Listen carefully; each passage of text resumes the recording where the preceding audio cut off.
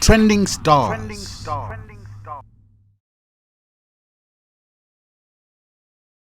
In today's edition of Trending Star, we have Toptic.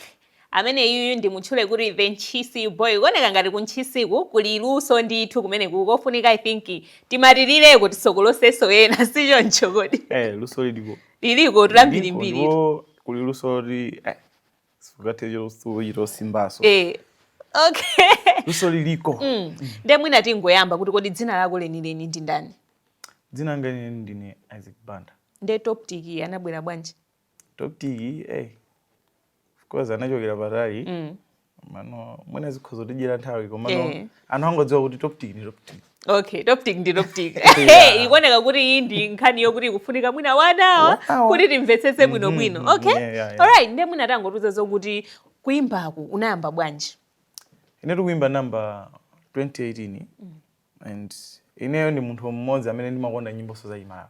So in 2018 kukalowa ku studio ina 2018 mano zaka zambuyozo before 2018 makhazi kuti ndikakhala mwina kuvesera nyimbo ya munthu ndimakhala makaganizo kena kakoti ine ndikhozo maliza tu verse atatu andipasa ndikhozo yese ndekha ndikakhala basi koma yese kuti mabiri yanjani maminyani ndikenako panali zanga wena wake namene anazano ase iweru ukhozo kwanitsa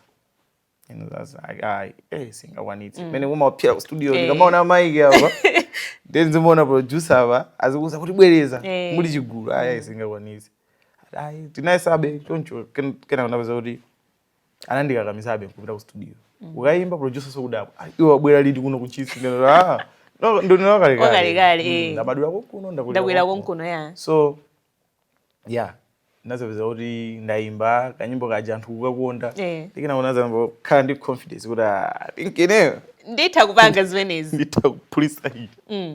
Okay, alright. Nde mwina mawu ako umazitenga kale kuti I think izizi nditha kukwanitsa. Komano mawu ako ndithu amakupatsa ndithu chilimbikitso kuti inde kuimbako nditha kukwanitsa koma mawu angawa ndi mawu angawa ndithu ndokuti nditha kudyera patawuni pano. Kodi munthu olakha kuti akumana ndi munthu koma the moment mmene akuimbira olo nyimbo ya munthu wina umaziwa ndithu kuti uyo akhoza kwanisa kuimba. So ineyo so ndimaona ndithu kuti ineyo voice yanga ndiyokwanirabe because ndimati ndikamavaso nyimbo za anthu ena ndimazi I think ilo ndikhoza dutsatu pa uyo. Okay. Basi kenako kuzilimbitsa mtima kweza kuti tamboyimba anthu ambozikondaso. Naona I think ineyo izizi mbali yanga. Okay, guys kumeneko zikungofunika kulimba mtima basi kuti ngati mukuchimva mumtimamo zimoyela wakuyankhulani kuti you can sing pitani ku studio bora saka kubwezeni. Alright, ndimuna tango zobweza nazo ndezi makhala koditu. Moti ma producer amabweza di anthu. Amabweza. Inetu ndimona ngati ruti zinaiza jokes. Nanga munthu okay. Lese munthu afuna aimbe, wina so afuna aimbeso. Mmozi akujele mpaka na 2 hours. Drama yake yomweyo. Yomwe nzako afuna so alipire. Mabuzo rasira kakozekeni kai. Okay, kumapita kukonzeka muli ready. Nde mwina tikambeza chamba chomwe umayimba imene ndi Afrobeat ndi Afropop kapena umayipanga describe bwanji? Afro dance. Afro dance. Yeah. Ndikhozo lero Afro dance. Komano Afro dance yake ya modi. Asati ya za chikalekale sija. Zoma yiro khala ndi ka element kana dance. Okay. Afro dance nde kuti ka dance kainuso mumamenya ndithu. Yeah. Mbuyo tamenya po dance. Desi mukati menyera kena ka dance. Kava izi. Timalaini titatotoka. Koma okay guys, akazabweraso tizamenyesa ya dance amene. Alright. Nde panopa ukumazitchula kuti African Panther. Tangotuza zokuti kamene kaka kabwera bwanji niyo Black Panther sichoncho kuzimva uwe ukati. Okay. Ineyo nimeona magaze artist anzanga. Akumakhandika ena kalebo kena kaya. Yeah. Ineyo ineyo samakaya so ngati sini artist ndipeze so kaka. So ndimangana no okay. I think ndikaninaso kuti Black Panther. Amenoti mwangumatula. Nangora ine mwina ndakha African Panther.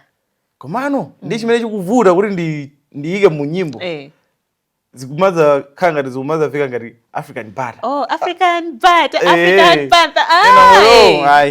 I think yakaka ndizingokayika mwina maposti ngati mwina kanenedwe kake katakhala mwina kusiyana ndi African Butter. African Butter. Mwina Africa, okay. Sorry, African Panther. African Panther kenako kanyimbo kakuyamba kamveka tungati katagline kaujeni tikambirane kwamashoka panopa tikhazoti tamenya ina yake kodi upita nako. Alright. Ndemwina tangondiuza zokuti nyimbo yako maiwe panopa ili pa almost 2 million views. Nyimbo imene ijayo kuti udziwe zokuti iyi ndi hit chinachitika ndi chani? Kodi nyimbo kuti munthu hit pena paketi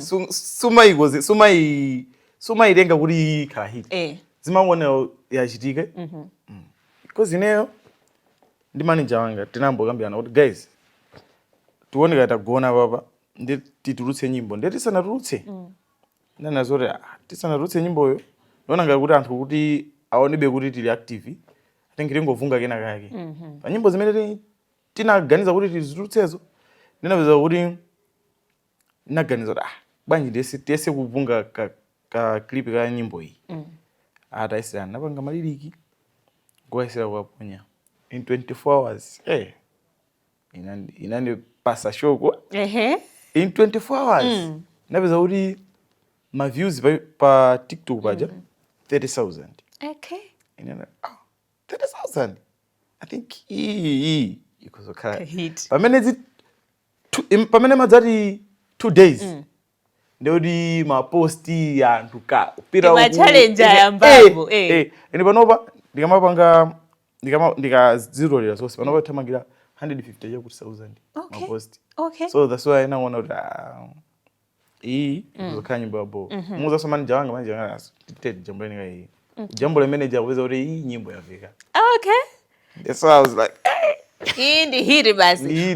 Ndemwina ngati munthu mmodzi amene kuti nyimbo yako inablowa kwambiri kuyuza TikTok mwina tangotiza zoti kodi TikTok umene ulidi ndi ubwino ndithu kuti nyimbo ndithu zitha kupita patali in terms of promotion? Ine tunaona zokuti Facebook ije ndi TikTok imene imapitisa kwambiri artist kamena imene mapangisa kuti chinthu kwambiri chitrende ndi TikTok ije. Of course Facebook ndi yakalekale komano TikTok ije yafika kumene komano yafika ndi fire because panopa artist ambiri akutchukira ku TikTok because Facebook kuti upeze post yako mwina patsiku pajapo kuti upeze post yako yoti munthu wina wakupanga post ndiyoti mwina patsiku pajapo mwina kukumana ndi mapost mwina 3 pamene ku TikTok nyimbo ija yambo trenda ndiyoti mwina every score imakhaya nyimbo yako ija. So TikTok is better. Ndiye tinakali ku TikTok omweko tikudziwa kuti mmaziwa zotawa ndi ma top fans athu ku TikTok tangopereka ni ma shout outs kwa awiri okha amve kuti yayi top tik kwandipanga recognize ndili pa top. Komano ungoziwa maina ku TikTok guys samaika maina awo eni omwewo wazidziwa kuti ineyo ndi ineyo kuli achina achina Tamia Ja achina nani Small Wife mabigi achina chef omwe achina Dremo ndi mafans ori ndori amatifira ifeso rimafira. Alright, now talking of Dremo ndikuziwa zokuti Dremo ndi homie wako tangondiuza zoti munakumana bwanji ndi Dremo komanso how is your relationship so far? Ndiuza zoti unapanganso feature mu nyimbo yake ya Tebulo ikazango tembenuka Tebulo imeneja ineyo I was surprised kuti we see you muli talent imene momo guys we are sleeping on top tik.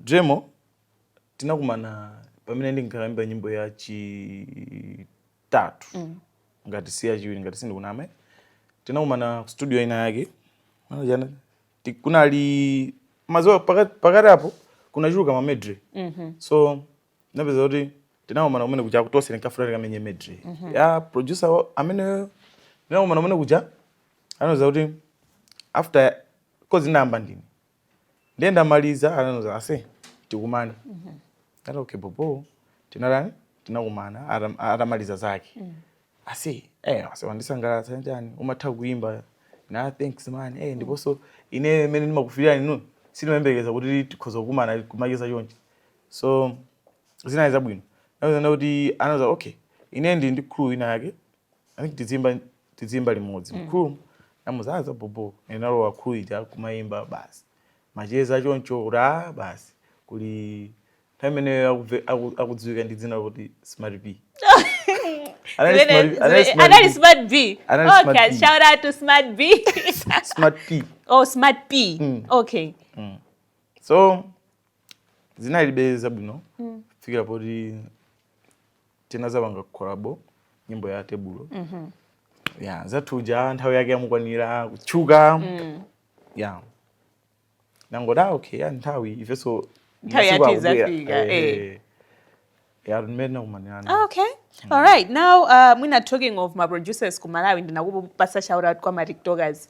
Tango ndipasa ko 3 best producers ku Malawi kuno. Iweyo chiyambireni kuimba kwako 2018 kuzafika pano 2026. Tango ndozoti ukaona mbali ya ma producers iwa top 3 yako ndindani. Pa number 1 pa anthu awiri. Okay. Nyanda Medit ndi Tactic. Okay. Pa number 2 Trigger Beats. Trigger Beats. Kodi Trigger Beats idamabwera ndi mona ngati ndikulakwisa Trigger Beats. Pa number 3. Fada. Pa number 3 Kaf B. Kaf B made it. Okay. Iweyo kaona umachita kuti kumawawa. Ine ma Trigger nikafunafuna azandipangirepo. Ngafana ne ndizayimbirepo beat ya Trigger. Nabizana kuti anali mauro anga. Nabizana kuti nazaimba nyimbo ina yake kuti nyimbo ya Chizindikiro anandipangira beat naye usangala andipo anapanga di beat ngati kuti amadziwa kuti ine ndikumusaka. Okay. Munali impressed. Kwambiri fika ataweka naye awakhala ndi Kaf B. Okay, Kaf B made it. Wamumva ri top tikiro eyes on you I say. Nde mwina kunkhani ya ma producers omwewa anatulusa ndithu chisamoni chawo kunena kuti iwo kuyambira January producer aliyesa azichaja 1 million Malawi kwacha. Imene ndeli pokopoko. Iweyo mwina ngati rising star nkhani imene iwaitenga bwanji? Mangu 1 million kwacha. Yachulukitse? Ineso ndimaganiza choncho kuti koma mutipha. Komabe khozogwira chifukwa munthu sangapire ku studio kalipira 1 million kwacha ndimbwerera. Pamenepo Anu ndio radzilimbikira. Ndio radziti ine ndikhale chikwanikwani. Utraina mwina umatraina nyimbo. Mwezi bwana traina nyimbo. Pafika mene kujaku. Ndio riri uifunika kuti ukakazoti walipira 1 million ija izikhala hit tu. Faika kauri ya flova. Koma semesa uweze kutengela kuti iweyo producer yokumubweretsera chani ngati kumubweretsera mbwirira ndimbwerera basi. Kumbali yakayesetsa koma iweyo ngati artist ndoti zakuvuta. Komabe yo ukapereka 1 million chifukwa 1 million kwa jamuna ntonchi. Apa nopato ndikakang'ono beto sinanga paja nabwera ma 5 pin. Ndikana kake be. Sono chonchi. Simunda umene. Kwathu kunde khozo kugula munda kudzalaso 1 million. Okay. Ndio zikaimba mbwirira. Apopo ndio kuti mwina the future looks bright when it comes to music ku Malawi kuno. Kwambiri. Fatu zoma chipazi zimakhala za kuno koma tikapita kwathu kwinaku kwa zathu. Olo mwina soti tomava ma 2 million mafiri. Zija zoma kasiya galimoto kulena mafana zaimbe ndi galimoto ndi. Okay. Nde mwina ndingokufusa kuti umachokera kunchisi. How do you make sure kuti uli kunchisi komano Malawi yonse izikhala zokuti iyayi ndithu akudziwaso ndithu kuti iyayi ku Malawi kuno kuli top tick. You know how anthu amene iyayi ngati ukufuna kutchuka in terms of nyimbo munthu ubwere kulilongwe. Taonako mati sakuchoka ku Blantyre kuti kubwera kulilongwe akuti business. Koma iweyo view yako pa zimene zizi ili bwanji? Ineru nkhani yosuntha kuchoka ngati kunchisi kubwera kuno kwe. Ndoma uzidwa mwina almost daily. Bro, chokani kunchisi. Bwere kuno kulilongwe. Spotted singatani? Singasowe. da bro ine singa yo unchisi kubwera kulilongwe ndilibe chochita ngati ndioncho mwina ndipeze china chake chochita yeah malize ke yanga popo then ndikhaindike na kake kuti kadzindibweretserabe kozi ine singangoti ndachoka kumene kuja kuzangokhala kunoku mani nazo kuti basi nabwera kulilongwe ndifana zipanga za nyimbo ngati kuti udzimba daily kuti so udzilandira ndama daily umene ukhabe ndike na kake kochita wakhala nako zimakuyendera okay alright nde mwina wapangako perform yeah tangondiza zokuti ukamapanga perform live chomwe chimakusangalatsa about my live performances ndi chani ine of course sinapangepo perform like live yeah like band koma no CD yeah mano maloto anga ndoti apa ndamba kutrain live live band so maloto anga mfana ndizaise kumenya live yeah ndi band ija menya live ndinoti kodi neza konse koma no pa CD nkhani ya CD ndinakebe mano zimangobowa kuti sumakhala ndi experience yokwanira ya performance so nizabwinobwinobe anthu amafira kwambiriso ngati mbuyomu anthu amasangala kwambiri ndi ma CD aja fo amakhala kuti akuvera yonse mmene amayiverera yowo kuti mwina amavera kwina kwake ku disco yeah ngati umene uja umapezana kuti akufirabe ndi mmene amayiverera yowo kuti apa bass anaenda chonchi apa pazima piano inake okay nde sindinakebe alright nde uliso ndi feature ndi Teddy Makadi yeah tangotuza zokuti feature imeneyi how did it come about okay ineyo ntapanga nyimbo imene janayimba yonse so manager wanga anati ase bwanji mudoje ready ngati akhoza kwanitsa nyimbo verse 2 timpatse ready ya tampangana approach anamuimbira phone bro paliza kuti zakuti ndakutumizira beat uvere ndi nyimbo yomweyo ngati sample uvere yopanda verse 2 uvere anayivera reda se nyimbo yabwino kwambiri ndiyimba anayimba mwina anayimba tsiku limodzi tsiku limene apatsira ngati mawala kutipatsira akuti ndayimba akulawa ndiopsa fana ika verse imene muje oikasandukira yes na matetuli nduri ineyo ine ndimati ndamaliza koma uyo ndiye wandimaliza okay nde 2024 unatulutsa album EP 2025 yeah December yomwe unatulutsa EP tangondiza zokuti EP imeneyi inaenda bwanji komasama ine ndinakayimvere guys we are sleeping on that EP ndi EP yabwino muli nyimbo zokuti tangondiza zokuti amalawa anayilandira bwanji komanso inaenda bwanji of course sikuti kuyenda mmene mafunira komano munthu amene wapitawo kayivera amabwera kwazi ase iwo umakwanisa bwanji nyimbo zonsezi kumakukhala nyimbo zabwino zokhazoka alese akangopita koko kubwera akumakhala ndi mafunso ena yoti da sinimayembekezera izizi ndipo nenu madabwa zoti daily panopa ikusiyana ndi mbuyo panopa ndiye yambo kutamanga usiyana ndi matezo oyambilirawo panopa yambo kutamanga I think anthu akuzana kuti akupirani mwavere ipiwo ndikuona ngati tiyambeso ma TikTok challenge ifika muli nyimbo zabwino kwa basiro mmene muja kwambiri komano amanje athu ali pachakulu titulutse soina iyayi amanager please tilole nimene itilowerere bwino itilowerere bwino kenako mutuluse inayo phuma nje ndemuna tangondiza nduza kuso zoti you're in school you're doing music how do you balance the two apapo of course school ndayimakaye wezi mano ndipitiriza in time apapa mene ndayimira school ndi ngati ndaperekaso mpata ku nkhani chani ya music so ndimene ndikupange chifukwa chake sindikugona ndimakhala zoti ndikupanga ndimayesetsa kuti daily ndizikhala kuti ndipita ku studio kuja basi ndikaimbe ndikhale ndi nyimbo zambirimbiri kuti ndikamba za school ndikhale kuti za music bwino etu. Okay. Alright. Nde mwina atangondiuza kuti ukamalembanso nyimbo zako ukufuna kuti Amalawi atole uthenga wanji mu nyimbo zomwe umayimba. Okay, ine 3/4 ya nyimbo zanga sikuti ndikuzikira kumbuyo. 3/4 ya nyimbo zanga zimakhala zoti kwambiri ndizolangiza. Zimakhala mauthenga enake. Ndi mabubblegum limakhala titilipo. Komano kwambiri zimakhala nyimbo zoti zolangiza. Ya zodzudzula yani. So zikanabwerabe. I don't know ngati ndayankha mofunikira. Mwayankha ndetu.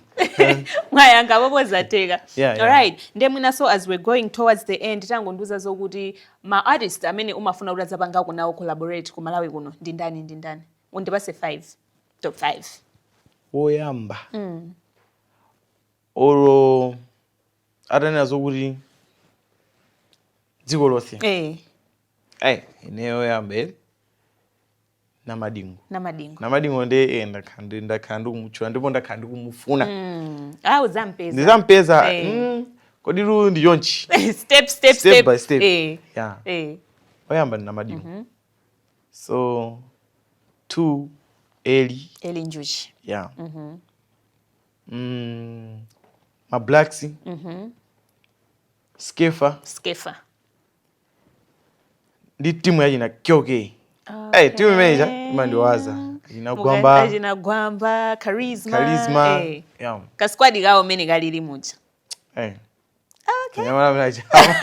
Amandizula mo. Alright. Nde mwina 2026 wayamba kumene uyu tipange expect yani from Toptic. I think izimene maloto angawa angati nkhani ya makolabori makambirana pawa. I think atheka chaka chino chatheka. Mulungu samasogeraso ndalitsa matisuso chera. Ndalitsa masojera. Ene ndikukhulupirira kuti zimene zitheka ndiye mudziwa kale ngati zitati zatheka ni mabullet amene. Ni mabullet amene. Amenewo ndi ma hit whether you like it or not. Yeah. Alright, then as we're finishing, any words to your fans? Basi angopitirizabe kundipanga support. Cause magezi anga samaropa. Sanami. Samaropa. Mapezani. Chifukwa ineyo ndimadabwa nazo kuti every single song imene ndarulutsa fan base yanga imakwera. So ine ndimaona kuti ndi chinthu chamtengo wapatali. Zimasiyana zokuti aziti ayi sapasana tisangatse mwakuti. Komanso ine feedback ya nyimbo zanga imakhala feedback yabwino. Ndimapita umene kuja chifano kwa ukulu ukakhala watusa nyimbo iji ukamakaona ma comment kumikozi kuja umakhala mtima ule akuti chani pajamalawi panota amango khadzula ndine ine ndimangothokoza chifano kuti nyimbo ija nyimbo zija zapangidwa post ya pamikozi pa umatha ndi ma platforms ena mapezana kuti zili bwino ma comment ali bwino so ndimaona kuti I think Malawi imandikonda ndithu ikundikonda akale ena samatidziwa komano ababa akudziwa atidziwa ababa akudziwa olintika baba alright nde mwina finally tangoti menyera ka chorus ka koma iwe kulantazezo kuti yayi ndiye mweyo uyu si replica guy ati chorus basi koma iwe amena nakulenga nachedwa pa iwe anakulenga nachedwa pa iwe koma iwe amena nakulenga anakulenga. Okay, guys, that was Toptic Inside Trending Star right here on Zodiac Television, and I have been Alina Fechunga. Let us meet again in the next episode of Trending Star. Trending Stars.